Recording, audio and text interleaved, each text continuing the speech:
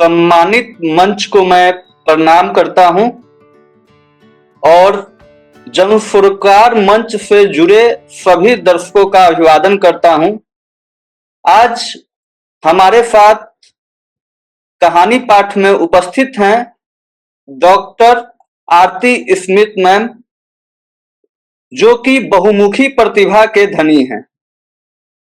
Ma'am ने साहित्य के लगभग सभी विधाओं को स्पर्श किया है और समय की खिड़की से झांकती कविता संग्रह जो है वो काफी चर्चित रही और लोगों के बीच ब्लैक होल के भीतर नामक कहानी संग्रह को भी सराहना मिली है। मैम, आपका स्वागत है। आज हमारे बीच मैम कहानी का पाठ कर रही हैं जिसका शीर्षक है हजार बच्चों की मां। मैम, आपका स्वागत है। नमस्कार मित्रों।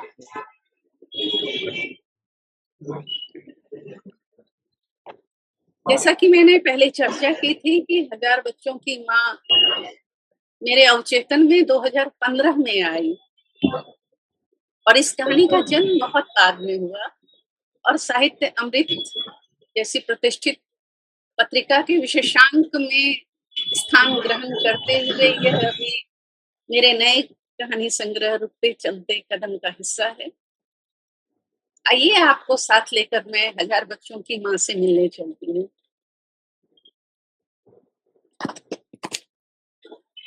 मुझे एक बार चेक कर लेना। Everything is okay? यस जी यस। जी ठीक है ठीक है। इतनी रात गए फोन क्यों किया? तुम्हारी बहुत बहुत याद आने लगी तो हद करती हो। बुधवार के बाद स्वर उभरा। रात के 1:30 बज रहे हैं। तुम ठीक हो? उस बुदबुदाते स्वर को अनसुना करते हुए वो पूछ बैठी। दांत निकलवाया है, थोड़ा दर्द है, सुबह ऑफिस भी है। हाँ, तभी मुझे आभास हुआ। मम्मी, मैं जापान में हूँ और तुम भारत में, और तुम्हें मेरी तकलीफ का आभास हो गया। पहले भी होता रहा है। चलो यही सही, अब सो भी जाओ। दर्द कम होने पर कॉल कर लूंगा। Good night. Good night. उसने ध्यान दिया, फोन कट चुका था। उसके जवाब का इंतजार किया। जापान पर इतने बड़े पद पर है, उसके सिर पर कितनी तो जिम्मेदारी होगी। नींद भी तो जरूरी है उसके लिए। कैसे कहूँ कि बेटे मुझे भी नींद में ही लगा तू कराहते हुए मुझे पुकार रहा। वैसे ही जैसे 40 साल पहले ऑपरेशन थिएटर में घुसने के पहले और बाद में बेहोशी की हालत में पुकारा। तब भी तुम्हारी आवाज किसी के कानों में नहीं पड़ी थी। ऑपरेशन थिएटर ले जाते समय तुम्हारे स्ट्रेचर के साथ साथ चलते तुम्हारे पापा के कानों में भी नहीं। जबकि ऑपरेशन के लिए पैसों के इंतजाम के लिए इधर उधर स्कूटी से तेज रफ्तार से जाती हूँ, मैं सुन पा रही थी। साफ, बिल्कुल साफ आवाज। कदम उलझे थे, मन दौड़ पड़ा था तेरे पास। उस समय, हाँ, उस समय तेरे पापा मेरी बात पर कहाँ विश्वास कर पाए थे कि तूने मुझे पुकारा था। वह पुकार स्वर की मोहताज नहीं होती। यह बात सिर्फ विज्ञान को ही सच मानने वाले लोग भला कहाँ मान पाते हैं। उस दिन उन्होंने नहीं मानी, आज तूने। मोबाइल हाथ में झूलता रहा। अतीत की दुनिया का आकार बढ़ चला, बढ़ता ही चला, और यादों की सीढ़ियां उतरती हुई उसकी सोच एक बार दाखिल हुई तो दूर तक चलती ही गई। सलील को गुजरे 2 वर्ष हो गए। शिमला की खूबसूरत वादियों में चक्कर लगाना तो छूट ही गया। घर से निकलने को भी अब जी नहीं करता। 84 बसंत पतझड़ हंसते हंसाते गुजारेंगे। अब भी एक गहरी छाया उसके चेहरे की झुर्रीदार घाटियों में उतर आई। बर्फ के साथ ही खामोशी बरसाती सर्द रात में हवा की साई साई से सिहरते अपने मकान के सन्नाटे से भरे अपने कमरे में नींद बुलाती वह जब तब उठ बैठती। जेल के कैदियों की तरह भी उस तक वैसे ही पहुंचती जैसे कि पुनीत थी। और दूसरे दिन वह स्कूटी उठाकर निकल पड़ती पथरीली सड़कों पर, कभी कैथू जेल तो कभी मंडी जेल। वर्षों गुजर गए। जेल के उन मासूम कैदियों के लिए काम करते हुए रिटायरमेंट के बाद सलील घर पर थे, तब भी उसने समाज के लिए जीने का संकल्प कमजोर नहीं पड़ने दिया। अब भी कहाँ कमजोर पड़ा। अब बस उम्र का बोझ घुटनों में जा धंसा है। सलील के मजबूत हाथ जिस मजबूत साथ की अनकही ऊर्जा मुझ तक पहुंचाते थे, वह ऊर्जा लकड़ी की गोल मूठ वाली छड़ी में कहीं उसने आह भरी। सलील के साथ बिताए अच्छे पल उड़ उड़ कर पलकों में सजने लगे। वह थोड़ी देर खामोशी के भीतर उतरती रही। क्षण भर को लगा चारों तरफ चुप्पी ही बोल रही हो। कल गाड़ी बुलाकर मंडी जेल जाऊंगी। घुटने साथ नहीं दे रहे तो क्या, ऐसे कैसे छोड़ दूं उन बच्चों को जो दुनिया और अंधे कानून की नजर में भले ही मुजरिम हूं, मगर मेरे लिए बच्चे हैं, निर्दोष, भोले, बेगुनाह। परिवार और समाज की चालबाजियों या फिर हालात के शिकार अंधेरे के जबरे के बीच फंसे कराहते ये बच्चे जिनसे उनके अपने भी मिलने से कतराते हैं। मिलना तो दूर, पहचानने से भी बचते हैं। मैं हूं ना सबकी मां, मैं मिलूंगी उनसे, मैं निकालूंगी अंधेरे से, मैं कर सकती हूँ, उम्र हुई तो क्या। गहरी सोच में डूबती उतराती वह कुछ देर तक अपने संकल्प दोहराती रही। फिर फोन आले पर रखा और बिस्तर पर जा पड़ी। आज की रात कुछ ज्यादा ही लंबी है, जाने कब सुबह होगी। उसने बमुश्किल करवट बदली। बंद पलकों तले पलती आंखें मन के बवंडर को धकेलती थकियाती हुई समय के कोने कोने जाकर झांकने लगी। दिल्ली। सलील की पोस्टिंग वही हुई थी। सलील एक सुलझा हुआ स्नेहिल इंसान, एक सफल वैज्ञानिक। आकाशवाणी में उनका साक्षात्कार लेते हुए कहाँ पता था कि यह औपचारिक मुलाकात 3 प में बदल जाएगी। सलील ने भी ऐसी संचालक ना देखी थी। उसका कुंवारा मन भी उसकी सादगी में छिपे वैभव पर टिक गया। परिचय प्रेम में और प्रेम परिणय के पवित्र बंधन में परिणत हो गया और वह प्रेमिका से पत्नी बन गई। सलील ने कभी मेरे जॉब को लेकर या मेरे सामाजिक कार्यों को लेकर तू मैं नहीं की, ना ही मेरे विचारों को बांधने की कोशिश की।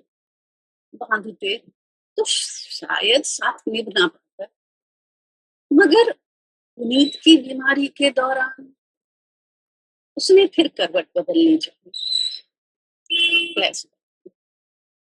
कनू कनू अपने पुनीत को खुश नहीं होगा, कहते हुए सलील खड़ा। मैं उसे कुछ होने नहीं दूंगी। उसके स्वर में जाने कहां से दृढ़ता आ गई।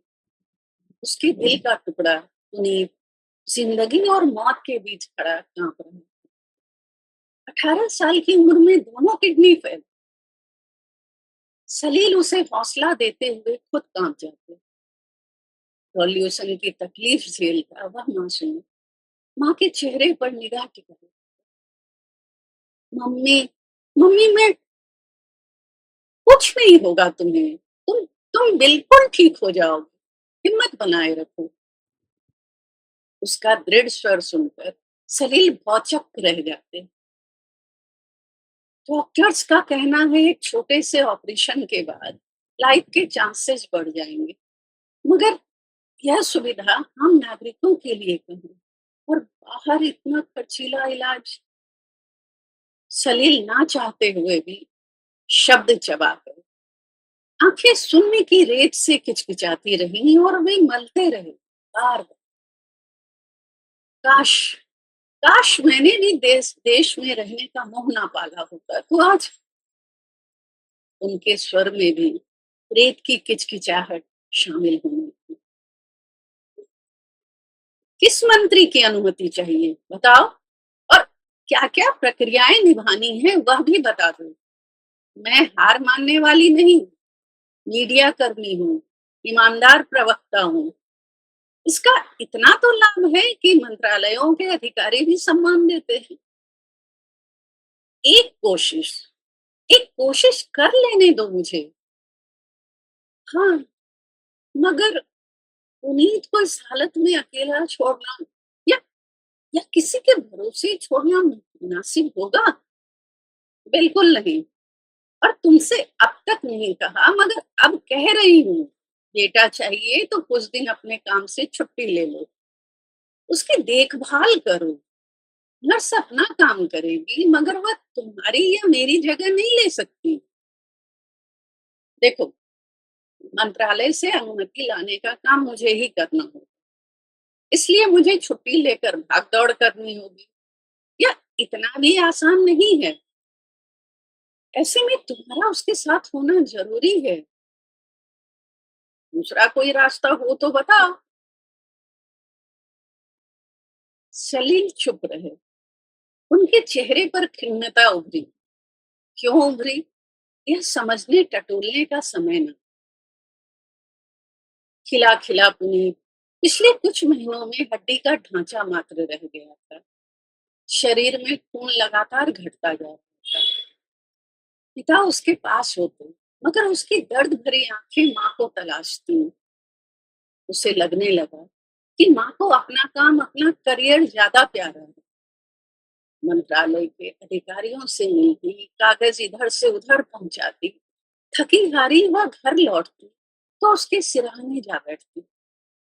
वो चुप रहता, और आखिर वह दिन भी आ ही गया जब उसे अस्पताल में भर्ती हुई।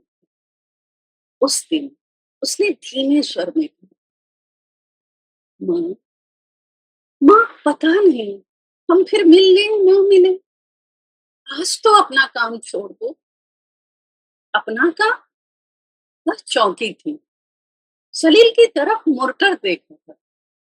सलील चुप रहे, एकदम चुप। पति के व्यवहार से हैरान, उसे समझ नहीं आया कि क्या कहे। फिर धीरे धीरे पुनीत के बालों में उंगलियां फेरती हुई पूछ बैठी, क्या तुम्हें सचमुच लगता है नौकरी मुझे तुमसे ज्यादा प्यारी है? पुनीत की आंखों में ऊहापोह के रेशे उभरने लगे। वह माँ को चुपचाप देखता है। मुझे लगा पापा ने तुम्हें बता दिया होगा कि मैं सुबह से शाम तक स्कूटी उठाए कहाँ भागती फिरती हूँ। तुम्हें इस दर्द में देखना मेरे लिए कितना मुश्किल है, मुझे बताना पड़ेगा। और इससे छुटकारा दिलाने के लिए जल्द से जल्द जिस तरह के ऑपरेशन का होना जरूरी है, उसके लिए मंत्रालय के अधिकारियों से अनुमति लेनी होती है। मंत्री के कोटे से ही यह संभव होता है।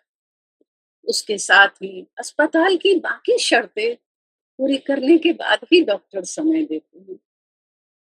मेरे लिए यह काम सबसे ज्यादा जरूरी था, और इसलिए पापा घर पर होते थे और मैं बाहर सुबह से शाम तक।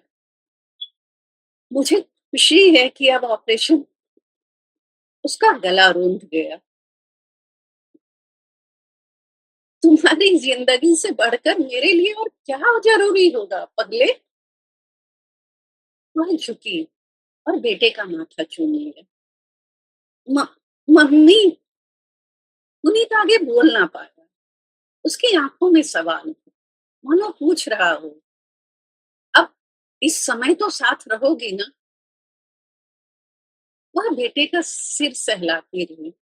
उसे लगा कोई गुबार भीतर बवंडर की तरह चक्कर लगा। कैसे समझाऊं इसे कि मैं कहीं भी रहूं, हर आह तराह मुझ तक पहुंचती ही नहीं, तड़पा जाती है। कैसे कहूं कि तुम्हें छोड़कर जाते हुए मेरा कलेजा दरकता है। नर्स को आते देखकर उसने सिर को झटका दिया। नर्स ने आकर कुछ कहा और वह एकदम चौकन्नी हो गई। आप ऑपरेशन की तैयारी कीजिए, मैं तब तक इंतजाम कर लूंगी, प्लीज, उसने हड़बड़ाकर कहा। बेटे का माथा चूमकर वह झटके से कमरे से बाहर हो गई। स्कूटी उसके शरीर को हवा में उड़ाए रही थी। मम्मी, मम्मी, पुनीत का स्वर उसके कानों से टकरा रहा था। वह हवा हो गई थी, स्कूटी से गिरते गिरते बची। बदहवास सी भागती हुई अस्पताल के मुख्य काउंटर पर जाकर सारे जरूरी कागज और रुपये जमा किए और हांफती हुई ऑपरेशन थिएटर के बाहर भाग खड़ी हुई। सलील वेटिंग चेयर पर बैठे थे। ऑपरेशन थिएटर की बत्ती बुझ चुकी थी, कोई बाहर ना आया था। एक एक पल युग लगने लगा। डॉक्टर सुलेमान मुस्कुराते हुए निकले तो कलेजा अपनी जगह आकर थिर हुआ। अभी उससे मिलना नहीं, पेशेंट को होश आ जाएगा तो उसको रूम में शिफ्ट कर देंगे, उसके बाद। एंड डोंट वरी, अब खतरे की कोई बात नहीं, उसे लगा। डॉक्टर सुलेमान की आवाज उसकी सारी थकान हटती जा रही है। वह अपने अधखुले पकड़ाए होठ हिला भी ना पाई, सिर्फ हाथ जोड़ लिए। सलील का हाथ उसका कंधा थपथपा रहा था। सलील, पुनीत मुझे लगातार पुकार रहा था। वह आवाज इतनी स्पष्ट थी कि तुम भी कभी कभी अजीबोगरीब बात करने लगती हो। उसकी हालत ऐसी नहीं थी कि वह तुम्हें पुकार पाता। तुम तो उससे बिना कुछ कहे ही निकल गई। अरे, बताकर तो जाती कहाँ जा रही हो, या नहीं तो कम से कम कुछ ढाढ़स ही बंधा रहती। सलील, मानसिक तरंगे स्वर का मोहताज नहीं होती, तुम नहीं समझोगे, उसने आवेश के वेग को कम करते हुए कहा और मौन हो गई। डॉक्टर सुलेमान से बात करने के बाद उसे लगा भीतर का अंधड़ धीरे धीरे थमने लगा। पुनीत को अगले 10 वर्षों तक कोई खतरा नहीं, डायलिसिस बीच में चलती रहेगी। डॉक्टर सौरभ ने आकर किडनी ट्रांसप्लांट हुआ। पुनीत ने भी हिम्मत दिखाई, उसने पढ़ाई पूरी की और जापान चला गया। जापान ने उसके जीवन में रंग भरे, अच्छी नौकरी, सुख सुविधाएं बढ़ती गई। वहां उसने अपना बेहतर इलाज कर। 40 वर्ष, 40 वर्ष बीत गए। पुनीत ने जंग जीत ली, अब वह सही सलामत अपने पत्नी बच्चों के साथ खुश है। डायलिसिस होती है कभी कभी, मगर वह संघर्ष करना और मुस्कुराते हुए जीना सीख चुका है। मुझे और क्या चाहिए, मैं उसकी खुशी से खुश हूँ। सेवानिवृत्ति के बाद महानगर में रहने का मन न हुआ तो शिमला आ बसी। इसी माटी में पलकर बड़ी हुई थी, इसका कर्ज भी उतारना था। सलील की कमी खलती है, मगर कैथू मंडी और कांडा जेल के हजारों कैदियों की मां बनकर मुझे जो सुकून मिला है, उसके सामने बेटे के परदेसी होने का दुख कहाँ ठहर। और दुख हो भी क्यों, उसे अपनी शर्तों पर जीवन जीने का पूरा अधिकार। कोई फर्क नहीं पड़ता उसे पिछला क्या याद है क्या नहीं। यूं भी वे हालात ऐसे नहीं थे कि मैं उसे उसकी बीमारी से जुड़ी हर बात बताती। मगर क्या वह कभी समझ पाएगा, क्या वह कभी समझ पाएगा कि एक माँ को अपने बच्चे की तरह यह पुकार सुनाई दे जाती है। पुनीत को समझने, उसका ध्यान रखने के लिए उसका परिवार है। जेल के हजारों बच्चों के लिए मैं ही हूँ, उसकी नहीं, जिस पर वे पूरा भरोसा करते हैं। मैं उनका भरोसा टूटने नहीं दूंगी। जब तक हूँ, उन बच्चों के लिए अपने हिस्से की बची खुची मीठी धूप के कुछ टुकड़े लेकर चलते ही रहूंगी। उसे लगा बंद कमरा अचानक दमकते उजाले से भर गया और हजारों कदम उसके पीछे पीछे चल पड़े हैं जेल की तरफ। और विश्व की सभी माताओं को मेरी तरफ से अंतर्राष्ट्रीय मातृ दिवस की हार्दिक नमस्कार। बहुत बहुत धन्यवाद मैम।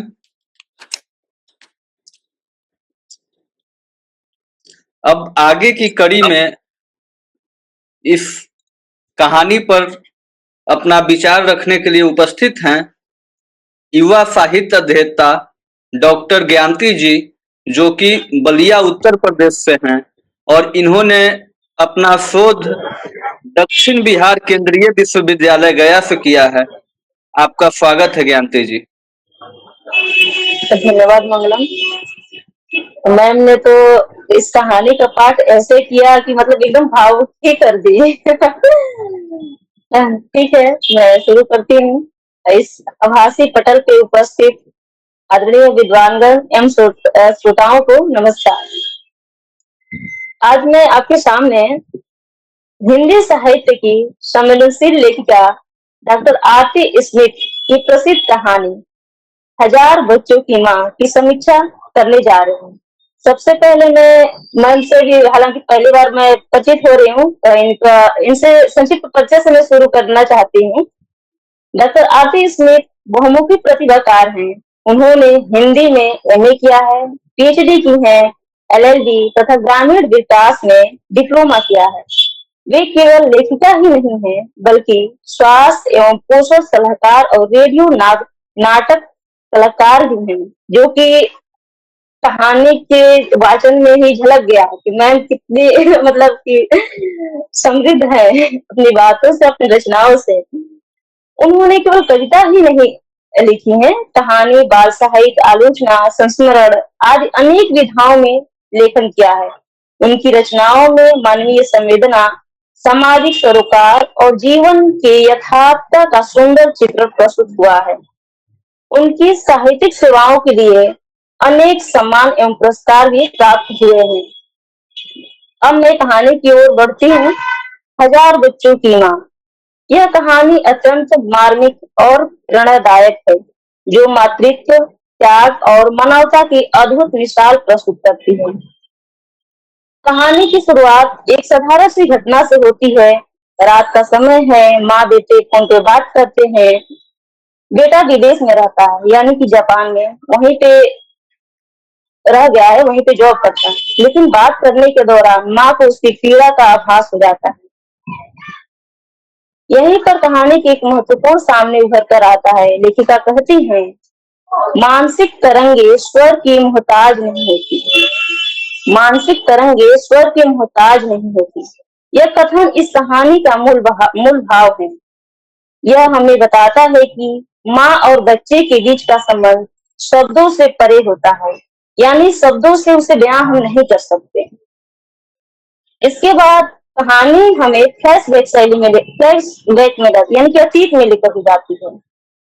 जब बेटा पुनीत गंभीर रूप से बीमारी से जूझ रहा होता है, उसकी दोनों किडनियां फेल हो चुकी होती हैं, उस समय माँ ने जो संघर्ष किया वह अत्यंत प्रेरणादायक है। माँ अपने बेटे से कहती है, तुम्हारी जिंदगी से बढ़कर मेरे लिए और क्या जरूरी हो सकता है। यह पंक्ति माँ के त्याग और प्रेम की प्रकाष्ठा को दर्शाती है। वह अपने बेटे के इलाज के लिए दिन रात भागदौड़ करती है, मंत्रालय के चक्कर लगाती है और अंततः अपने बेटे को नया जीवन दिलाती है। लेकिन यह कहानी यहीं पे समाप्त नहीं होती है। समय बीतता है, बेटा बड़ा होता है, वो अपने जीवन में व्यस्त हो जाता है और विदेश में बस जाता है। माँ अकेली रह जाती है। और पति का भी देहांत हो जाता है। माँ अपने जीवन को समाज सेवा के लिए यहीं से कहानी एक नया मोड़ लाती है। जैसे कि माँ अपने जीवन को समाज के लिए समर्पित कर देती है। वह जेल में बंद कैदियों, विशेषकर बच्चों के बीच जाती है और उन्हें अपनाती है। वे कहती है, मेरे लिए वे सब बच्चे हैं, निर्दोष, भोले, बेगुनाह। यहीं से वह केवल एक बेटी की माँ नहीं होती, बल्कि हजार बच्चों की माँ बन जाती है। कहानी का सबसे प्रभावशाली भाव तब आता है जब वो अपनी संकल्पना को व्यक्त करती है। वे कहती है, मैं मिलूंगी उनसे, मैं निकलूंगी अंधेरों से, मैं कर सकती हूँ। यह बात नायिका की आत्मबल और दृढ़ निश्चय को दर्शाता है। यह इस कहानी में कई महत्वपूर्ण विषय उभर कर सामने आते हैं, जैसे कि मातृत्व की शक्ति। माँ अपने बच्चे की पीड़ा को बिना कहे महसूस कर लेती है। त्याग और संघर्ष। माँ अपने सुख दुख और करियर और आराम को त्याग कर बेटे के लिए संघर्ष करती हुई नजर आती है। सामाजिक सेवा भी इसमें दिखाया गया है, जिससे यह सिखाता है कि सच्चा प्रेम केवल अपने तक सीमित नहीं होना चाहिए। इस कहानी में मानवता और करुणा भी है, जो जेल के कैदियों को भी माँ अपनाती है, जो समाज में उपेक्षित है। हजार बच्चों की माँ शीर्षक पूरी तरह से सार्थक है, क्योंकि नायिका केवल अपने बेटे तक ही सीमित नहीं है, बल्कि हजारों जरूरतमंद बच्चों को अपनाकर उनके जीवन में प्रकाश लाती है। कहानी में एक जगह नायिका सोचती है, एक मिनट।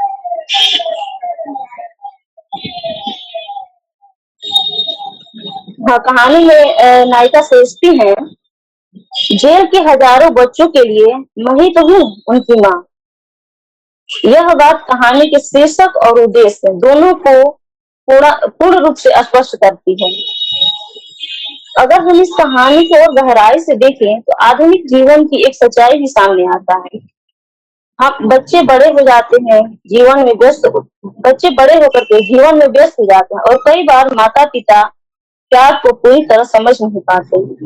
लेकिन इसके बावजूद भी माँ का प्रेम कभी कम नहीं होता है। अंत में मैं यह कहना चाहती हूँ, यह केवल कहानी एक माँ की कहानी नहीं है, बल्कि मानवता, सेवा और त्याग का जीवन की मिसाल है। इस कहानी में नायिका हमें यह सिखाती है, माँ केवल जन्म देने वाली नहीं होती, बल्कि समाज को संवारने वाली भी होती है। धन्यवाद। बहुत ही सार्थक समीक्षा ज्ञानती जी। आपने कथा को और पाठकों के समक्ष लाया निखार कर। और आज मातृ दिवस है और इतना उम्दा कथा पाठ हुआ, यह बड़ी ही सौभाग्य की बात है। और मैं अपनी दो पंक्ति माताओं को समर्पित करता हूँ। माँ मेरी कवच कर्ण सी, माँ मेरी कवच कर्ण सी, जो आने न दे एक सिकन भी, जो आने न दे एक सिकन भी। तो माँ का महत्व है हमारे समाज में, हमारे देश में। और माँ अब केवल घर में ही नहीं सिमटी हुई है, माँ पूरे विश्व की यात्रा कर रही है और अपना जो महत्व है वो प्रतिपादित कर रही है। सम्मानित मंच का मैं एक बार फिर हृदय तल से धन्यवाद करता हूं, जो जन सरकार मंच से आपने जुड़कर अपना कीमती समय हमें दिया। धन्यवाद। धन्यवाद रणवीर जी। और ज्ञानती जी, अगर आपने इतना ग्रहण किया कहानी से, तो मेरी उम्मीद बनती है कि युवा साथी तक मेरी बात पहुंचेगी। और जी मैम, जी बिल्कुल। युवा साथी तक अगर यह बात पहुंचती है तो मुझे यह उम्मीद बनती है कि जो माताएं, मैं पिछले 10 वर्षों से वृद्धाश्रम के लिए भी काम कर रही हूँ, जुड़ी हुई हूँ, और अलग अलग तबके की वृद्धों के साथ मेरा संपर्क बना हुआ है। तो आपके माध्यम से मैं युवा साथियों से यह वादा चाहती हूँ कि अपने माता पिता को वृद्धाश्रम जाने के लिए विवश मत कीजिए। जी लेकिन इसका दूसरा पक्ष भी है। मैं उन माता पिता से भी यह कहना चाहूंगी कि अपने बच्चों की उड़ान को कम ना करें। आप अगर समर्थ हैं तो अपने बच्चे को जाने दीजिए, वो जहां जाना चाहता है, उसके सपने जो है उसको पूरा करने दीजिए। जी मैम। दोनों पक्ष, अगर आप समर्थ हैं तो अपने जी बच्चों के पंख मत काटिए, उनकी उड़ान में सहयोगी बनिए। तो माताओं से मेरा यह अनुरोध भी है कि आप अपने बच्चों की शक्ति बनिए, उनके सहयोगी बनिए, एक मित्र की तरह। आप दोनों का बहुत-बहुत धन्यवाद और देवेंद्र जी का धन्यवाद कि वे हमेशा मुझे याद करते रहते हैं। नमस्कार। और सारे धन्यवाद श्रोता बंधुओं का भी धन्यवाद। जी। नमस्कार।